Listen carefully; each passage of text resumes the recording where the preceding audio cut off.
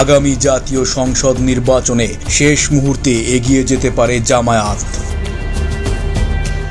পরামর্শক প্রতিষ্ঠান ইনোভেশন কনসাল্টিংয়ের জরিপ থেকে এমনই চাঞ্চল্যকর বিষয় অনুমান করা যাচ্ছে।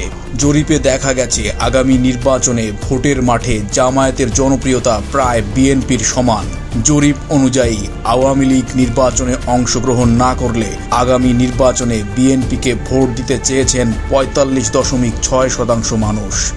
অন্যদিকে জামায়াতকে ভোট দিতে চেয়েছেন ৩৩.৫% উত্তরদাতা। অর্থাৎ এই মুহূর্তে জামায়াত বিএনপির থেকে মাত্র ১২% পিছিয়ে আছে। আবার এই জরিপ বলছে যে ভোটারদের বড় একটা অংশ সিদ্ধান্তহীনতায় ভুগছে যে তারা কাকে ভোট দেবে। আর এখানেই লুকিয়ে আছে জামায়াতের জয়ের রহস্য। জামায়াত ও শিবির প্রতিনিয়ত যেভাবে ভালো কাজ করে সাধারণ মানুষের মন জয় করছে, বিএনপি তা পারছে না। উল্টা চাঁদাবাজি সহ নানা অভিযোগে অভিযুক্ত দলটি। ফলে নির্বাচন আসতে আসতে জামায়াত জনপ্রিয়তায় বিএনপিকে ছাড়িয়ে যাবে এই সম্ভাবনা প্রবল। আর এতে দিন শেষে জয় হবে জামায়াতের।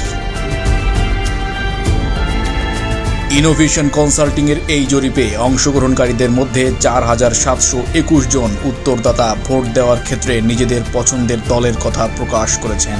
এতে দেখা গেছে ভোট দেওয়ার ক্ষেত্রে ৪১.৩০% উত্তরদাতার পছন্দের দল বিএনপি।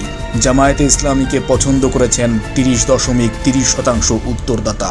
আর জাতীয় নাগরিক পার্টি এনসিপিকে পছন্দ করেছেন ৪.১০% মানুষ। তবে নির্বাচনে ভোট দেওয়ার ক্ষেত্রে ১৮.৮% উত্তরদাতার পছন্দ কার্যক্রম নিষিদ্ধ হওয়া দল আওয়ামী লীগ।